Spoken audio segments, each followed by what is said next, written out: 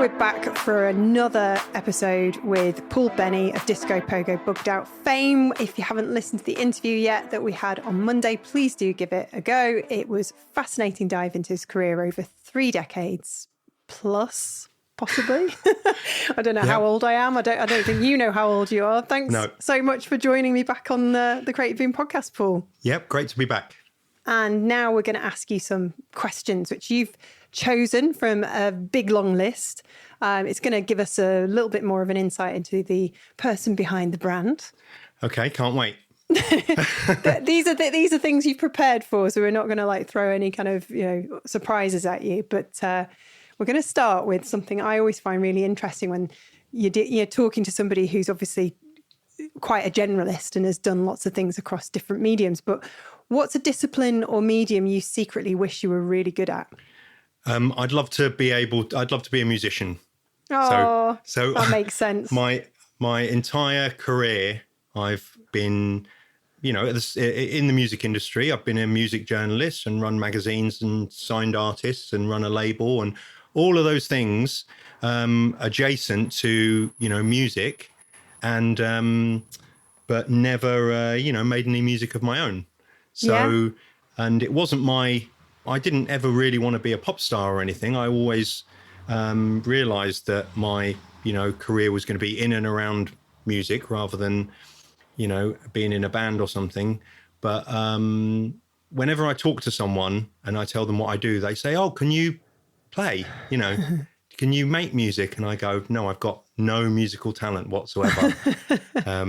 So yeah, to be able to play an instrument, I'd love to be able to, I'd love to be able to play the guitar. Why don't you just learn?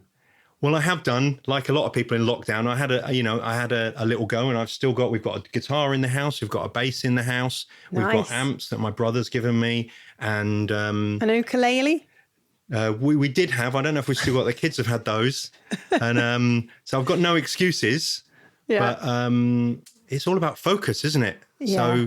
So so much of what I do nowadays is a bit of this and a bit of that, and emails and texts and phone calls, and what you need to make music is focus. You need to turn all that off and spend an hour every day, and so I do think that maybe when I can I'd love to get to that point in my work life when I could be like, yeah, Mondays I'm learning the guitar.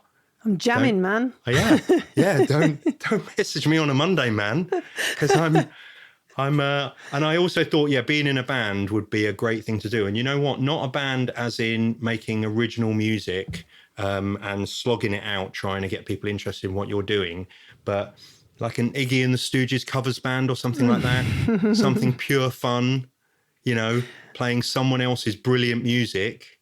So maybe one day. Love it. Which leads me on to another question, which closely tied, I guess. Have you ever been creatively jealous of someone, and how did you handle it?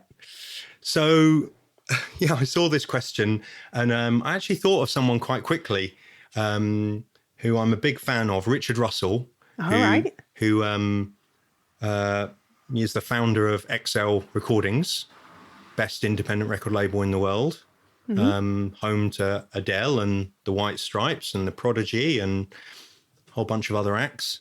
And I read his book, which is for anyone interested in the music industry or music in general. His book's incredible, a memoir about his life, and he's very humble in it. And but it's a great story. And so he set up this amazing record company and signed the biggest artist in the world. One of the biggest artists, Adele.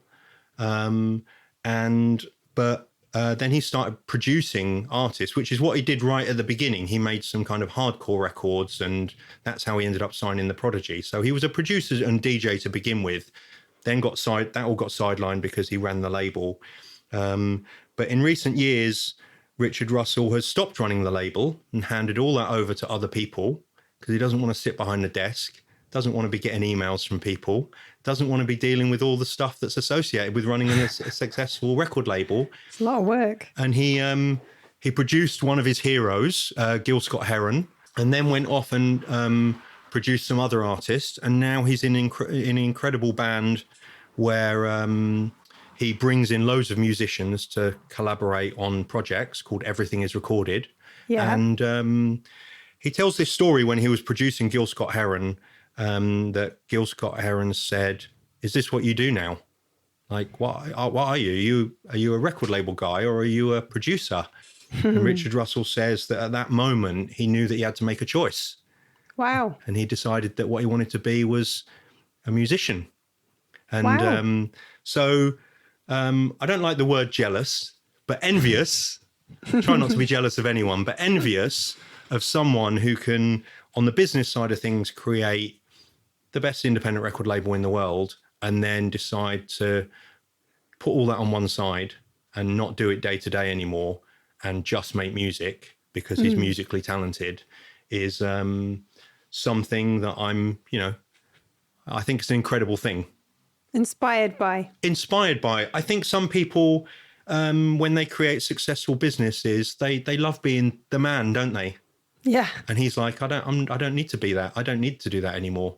He owns the label. Other people run it. What he wants to do with his days from now until the day he dies is make music. It's a good reminder, isn't it? We assume everybody else has it figured out, but actually everybody's just on their own little journey, and that can change at any time. Yeah, and it's it's a reminder to me that I'm at that stage where I have to do all the other stuff. The paying bills and the emails and the social media but it is a reminder to try and focus on the things that So if you didn't have to do that stuff, what would you do? One thing for me is that I think that I would still be publishing magazines and books. And so I love to go through that thought process.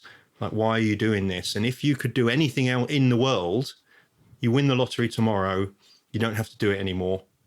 Would you still do it? And with the publishing books and magazines, I think I would. Oh yeah, 100%. I'd still do Creative Boom. Even if I was like loaded and could just go and live a fancy life. So how lucky are you to be able to say that? Oh yeah. It's so, it's an incredible thing and we should both be very grateful. I would just get a bigger team. Oh yeah. I mean, obviously you would make things a little bit easier for yourself. And There's parts of this that I do at the moment that I would, I'd rather not be doing. Yes. But the general thing, you running Creative Boom, me running Disco Pogo, would I want to carry on doing those things? Absolutely. This is why I don't understand when people say they're going to retire. Like, what do you mean? What are you going to do? Well, I mean, I suppose sometimes people hate their jobs. Yeah. Are you saying I've got privilege I didn't realise I had? I think that it's an amazing thing that you could say that you don't want to retire, and it's an amazing thing that, I wouldn't mind feeling like I could retire financially. Yeah, obviously. It's nice to know that you've got that if you need to. But I'm going to carry on doing it anyway. Yeah. But yeah, the people that I've spoken to who have retired, they retired because, the job was just a job, just a way of earning money. And when they had enough money, they gave it up. You don't feel like this is a job, do you, though? I sometimes do when you're paying bills. And like I said, you've got to get that social media post out today. But no, in general, publishing books and magazines and writing about music that you're into it feels like I feel very lucky to be able to do it. Yeah, same. And I know you're a busy chap. You've got all these tasks every day that you have to handle, teams to manage, things to do. Have you got a small ritual or habit that makes your day better that you've managed to squeeze in? I make a smoothie every morning. Nice. I don't know. And it drives the family mad because it's on a Ninja, and it's just very noisy. They're brutal. And so, yeah, that might be a bit of a boring little ritual, but making that protein smoothie every day is, makes me feel great. The other thing that I do a couple of times a week is go out on my bike. Oh, yeah. But maybe that's not a tiny little ritual, but I'm, working from home. I've realized that I can, have a couple of mornings a week where, before I start work, go out and ride my bike for an hour and a half. What's your bike?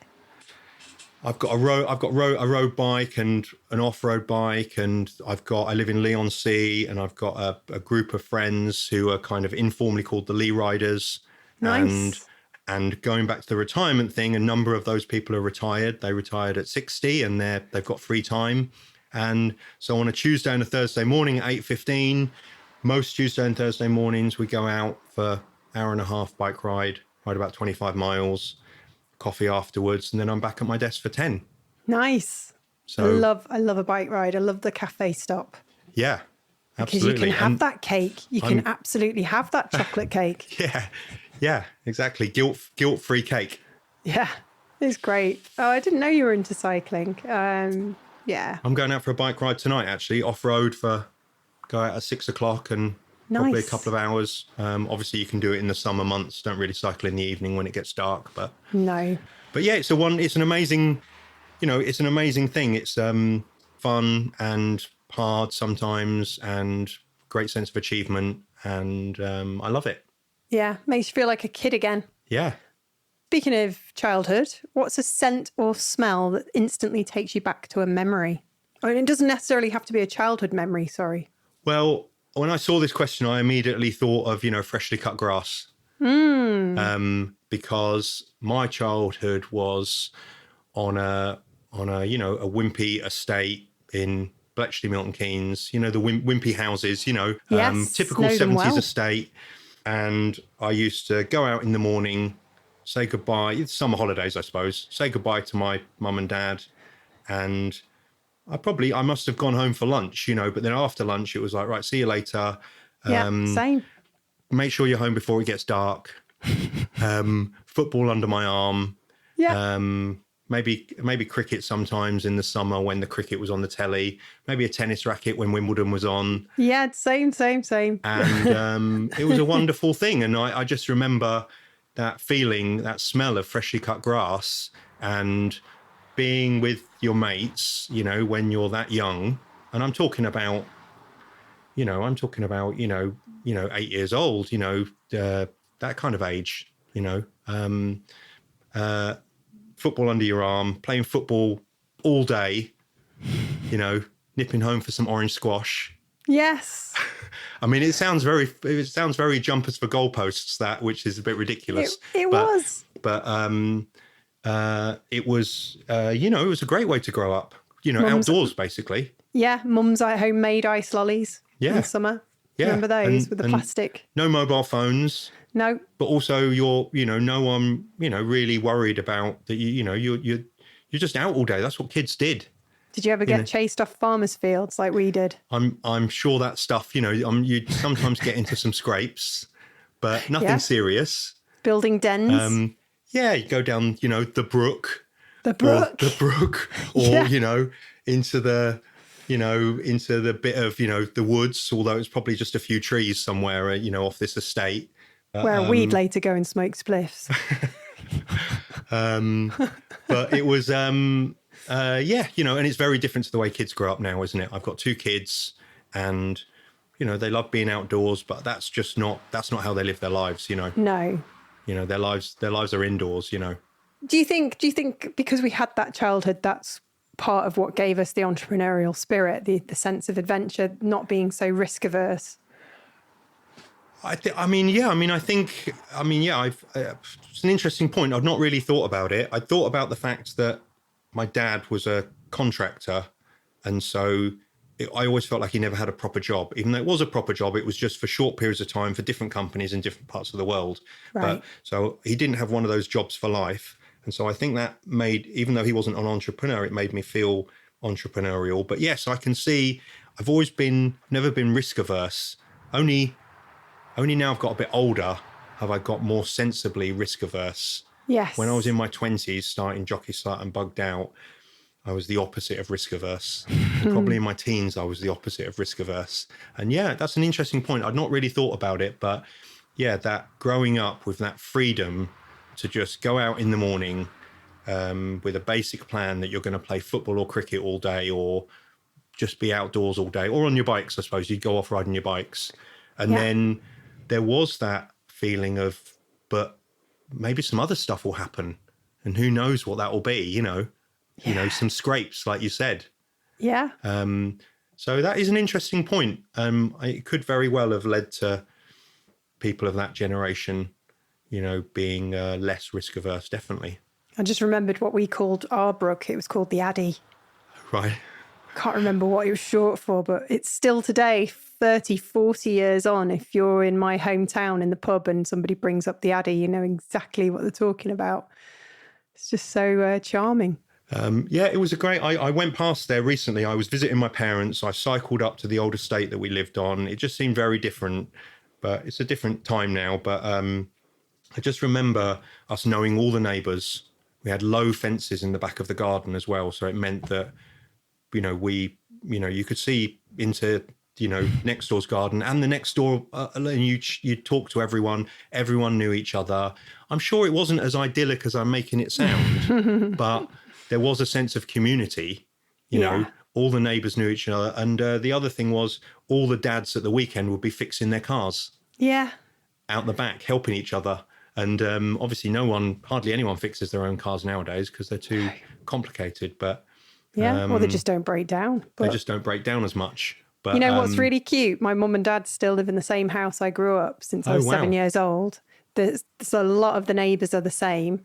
So when I go home and go and visit them, it's just it's like stepping back in time because it's just. And if my mum and dad have a party, there are people that they've known that go there that for 40 plus years. 50 that sounds like a lovely thing. It's a very lovely thing, and it's something I know they cherish. I do not take for granted. I call a lot of my mum and dad's friends aunt and uncle. Yeah, we all did that. Yeah. Oh, that's a funny thing, isn't it? Sweet. It's so sweet. I've still got that. Yeah. And I know a lot of people don't have it because people move around, don't they? Yeah, and also, I don't know, we know our neighbours here, but I mean, I remember living in London, neighbours didn't talk to each other, Yeah. Like I said, it sounds like I'm being a bit grumpy and the 70s were brilliant. It wasn't all brilliant. No, it wasn't. But we did know our neighbours. Yes, we did. So if you could swap lives with a historical figure for a whole week, who would it be? I chose Malcolm McLaren. Oh. Right at the height of the Sex Pistols blowing up. Bit of punk. Because he was always, an inspiration to me and that goes with the not being risk averse. I loved the chaos. And it's one of the reasons I was trying to explain it to my daughter, and I think she might have thought I was a bit crazy. But I was saying one of the interesting things about music for me was chaos. Yeah. It was anything can happen. You can do anything. You can be anything. And things like the Sex Pistols, but later on, people, bands like the Jesus and Mary chain. One of the fascinating who I was really into, there were little riots at their gigs. Yeah. Rage Against the Machine back in my day. Yeah, absolutely. And so if I could swap places with anyone for a week, Malcolm McLaren at the height of the Sex Pistols fame would be the one. Brilliant. It's because you grew up in a cul-de-sac. You're a cul-de-sac kid, so you like the chaos. There you go. This is like some... I did grow up in a cul-de-sac, yeah. Selina same. Close, Bletchley, Milton Keynes. Oh, I lived in Leighton Buzzard briefly when I was a kid. So that's just down the road, yeah. Yeah, I know Milton Keynes quite well because of that. And I got my first bike from Habitat in Milton Keynes. Oh, right. Yeah, a cute little red and blue and yellow bike. Anyway... What's something you'd love to believe in, even if it's not real? It sounds a bit heavy, but, life after death? I don't think that's heavy. I think we all hope that, don't we? When you try and think about what happens to you after you pass away, it's mind-blowing, isn't it? Yeah. What, nothing? How can that be? What's nothing? How can that... But I'm what am I going to... So I'm not going to be thinking that there's nothing. Yeah. There's nothing. So your atoms, I'm not going to be thinking, it's, so. You don't actually fully go, you know that, don't you? Your atoms sort of just float into other, I don't know how it works. We're not actually here. We're just sort of made up of particles. Yeah. Isn't that mind-blowing in itself? It is, but I mean, what happens to your mind? You don't think I'm dead. You're like, you aren't thinking because you're not there. It's like, anyway, it's always fascinated me, as I'm sure it's always fascinated. Sure, everyone thinks about this kind of thing, don't they? And depends how many drugs you took in the 90s. But I'll keep trying. I don't even know. I haven't got that thing where I'd like, I'd love to come back as this, or I'd love to come back as that. It's not that. It's just you just want to know that you can see the people you love again. Yeah, to know that there was something. That's it. That's all it is. I mean, I was brought up Catholic, so I was brought up to believe in heaven. I don't believe in heaven. Honestly, we need a whole other episode. I was as well. I'm not, I'm a totally lapsed Catholic. I'm not religious. I don't go to church, and I don't believe in heaven. Do you still go into churches when you're in different cities, though, and do that thing where you just put a bit of coin in the thing and light a candle? I'm obviously very respectful of, religion and its personal choice. And I've got, obviously, I've generally not got a problem with it. Obviously, sometimes it causes problems, which is a terrible thing. But I mean, for some people, it's a great comfort, and that's fine with me. Of course. So no, it's not. I'm not religious, but I'd love to think there was something. Yeah, we stole all those hosts once from the priest when we were supposed to be cleaning up the church, and we all sort of hid behind a seat and ate them all. Yeah, I did. As a Catholic, the body of Christ and all that, and I did all that. But confession, and I think when I was about 12 or 13, I said to my parents, "Do I have to go anymore?" I think I did the same. Yeah, and they said, "Not if you don't want to." And I said, "Of course I don't want to. I've never wanted to go, so I'm not going to go." And then they never went ever again either. Oh, that's cute. Because they were obviously, they thought that it was the right thing to do to take me to church. Oh. And as soon as I said, "Well, I'm not going anymore," I don't think they said to me, "Well, we're not going either." I just noticed that on a Sunday they weren't leaving the house. So they probably loved it. They probably think, "Gosh, this is getting our day back." I don't think they wanted to go to church either.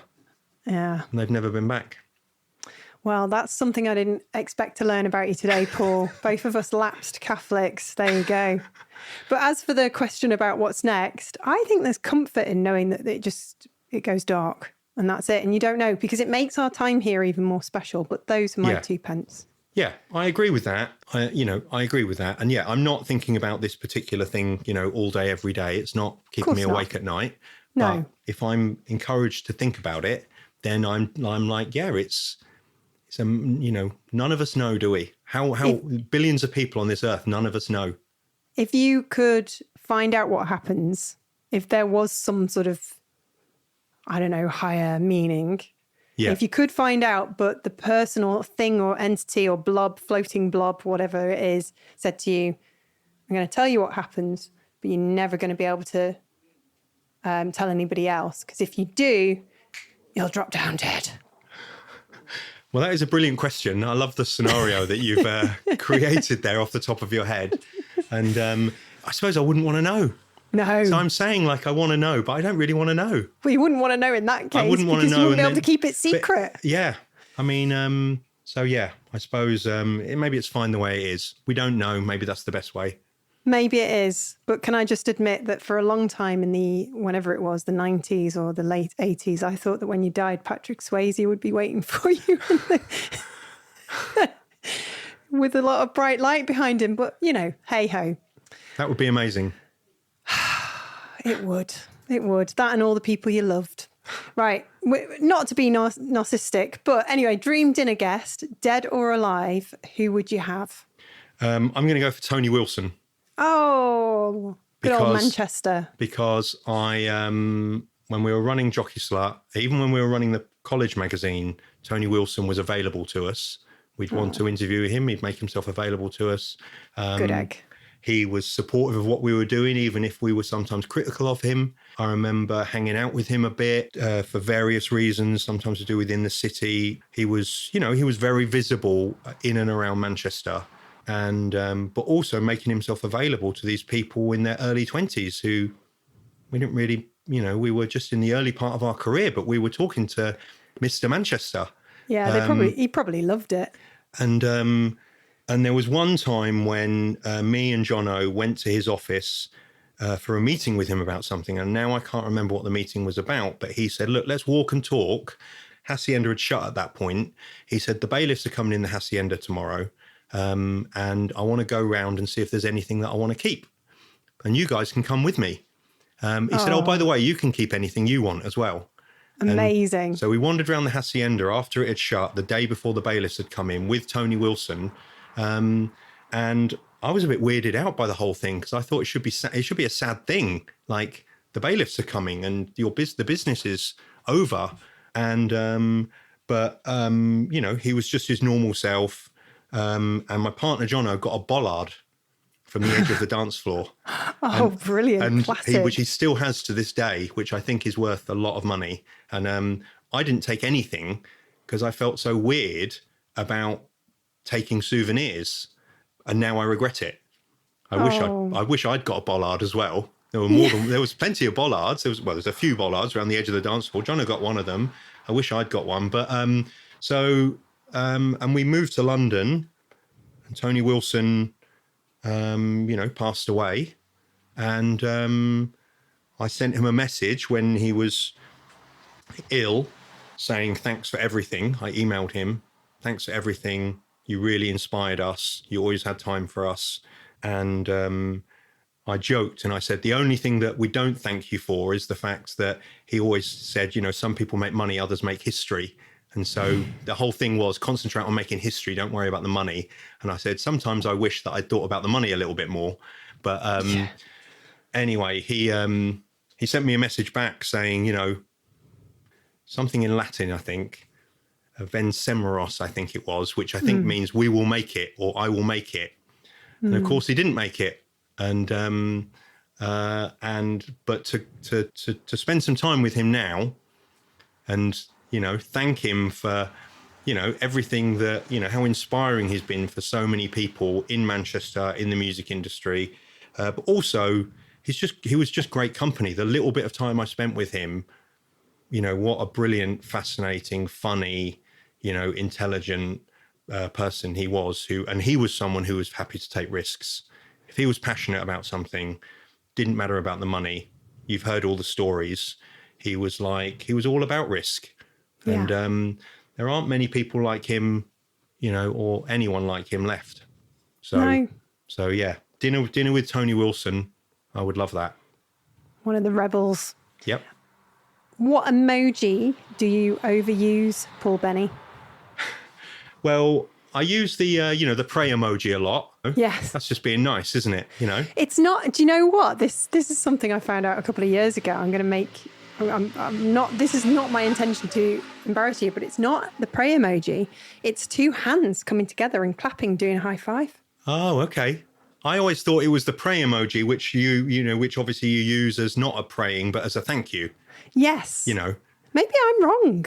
I don't know. We need our listeners to send us. It doesn't matter. The thing is with emojis, it doesn't really matter what they're supposed to be, because they become used. Exactly. But they become what they, they're used in different ways, aren't they? Yeah, like a peach means something else, doesn't it? Things mean other things. Aubergine. So I use that a lot, and then with Disco Pogo, we use a classic smiley face a lot. In an acid house way. Yes. But my favourite new emoji, which my partner Jono he started using a lot, and then it started resonating with me. And I don't know what it's called, but it's the kind of melting smiley face. The one like that. Yeah. And it just feels like for so many, we've had conversations recently, and for so many things in the world right now. Yes. That's it feels like if there was an emoji for 2025, that should be the emoji of the year. I must admit, I think that's one of the ones I use a lot these days. That and the one where you've got them peeking out behind two hands going, oh, can't look. So that's become my new go-to. I love it. I use the eyes emoji for the creative boom branding, and I found out a couple of months ago that for the younger generations, those eyes mean naked. You can kind of see it, can't you? You can, but you can't unsee it after you've now mentioned it. So for the last 10 years, I've just basically been talking to younger generations when I reply to them on social media, because it's a really powerful little emoji for our brand, because it can say so much without saying anything at all. Yeah. So if somebody's a bit cheeky, or if somebody is critical, or if somebody says, oh, I don't like this graphic design work that you've posted on LinkedIn, all I have to do is put the little eyes emoji on and just walk away. Yeah, I didn't. I always used it for look at this, or yeah, you'd share something, wouldn't you? Use the eyes like, you know, that you've, something is happening that you should keep an eye on. Yeah. I've never heard the naked thing, to be honest. How little did we know, eh? You know, there's so much that we have left to learn. You know, I don't know what I'm trying to say. Okay, so what we do with our guests is we always ask them at the end of the Spark for a question for our next guest, and they answer a question from the previous guest. And obviously this is a brand new season, and we have kept James Greenfield of Koto's question from last time, which ended in July. Can you believe? That feels like a long time ago. Wink, wink, nudge, nudge. What's the most surprising thing about you, or what's a big surprising thing about you? So all I could think of for this is because I'm worried that I'm going to disappoint people, and people are going to immediately say that isn't that surprising or interesting. But all I could think of is that I'm American. I'm not born in the UK. I'm born in the USA. And, that is quite surprising, Paul. And I suppose, you know, having spent everything that I've done feels, you know, quite British, I suppose, you know. And but my dad, as I mentioned, was a contractor, an aircraft design engineer. He worked all over the world. And I was born when he was working for a company in Atlanta, Georgia. And that's where I was born. And then I came back to England when I was 18 months old, but I went back out to I came back from America when I was 18 months old, but I went back out to America to live in Seattle when I was 9. Wow. Until I was 12 and a half, because he worked for Boeing out there. And I absolutely loved it. And I was a complete American kid. I had an American accent, like developed an American accent. Wow. And I played baseball and basketball. And I just turned into, at that age, you're very adaptable. You know, your environment is everything. And all of us, you know, so after a year or so, I was a complete American kid. And then, but then my dad's contract came to an end when I was about 12 and a half. So that was 1982. The difficult thing was I had to come back to England then. Yeah. With the American accent and the flares and the all-American kid. You know, this was pre-Manchester, so the flares weren't in at the time.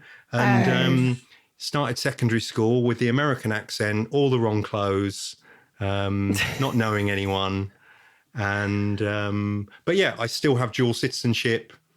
You know, it's kind of useful sometimes. But parents British? My parents are British. Yeah. And I did a lot of traveling in America when I was there, and elements of it I absolutely loved, and I still love elements of America. But there's a lot not to love nowadays as well, isn't there? Well, yeah. What's new, eh? What's new? The world keeps on turning. You know, the America of Trump, that, you know, is, you know. I couldn't believe you were going to fart, to be honest. I mean, what can we do? We can just laugh. Yeah. Now, I'm going to ask you for a question for our next guest. Have you got one? How about what is the first book that you read that you feel really changed you? Oh, that's a good one. You know, like you've got that book that you're like, oh my God, I didn't know a book could do this to me. That's such a great question. I will pose that to our next guest next week. Oh, Paul, thank you so much for this. It's been great. Yeah, I've really enjoyed it. Thanks for inviting me on, and congrats with Creative Boom. I mean, it's like you're interviewing me, but I can't believe what you've achieved with Creative Boom. It's, you know, just, you should be very proud of it. Incredible achievement. Oh, thanks, Paul. Likewise, I mean, everything you've done, I hope you do give yourself a pat on the back now and again. Now and again.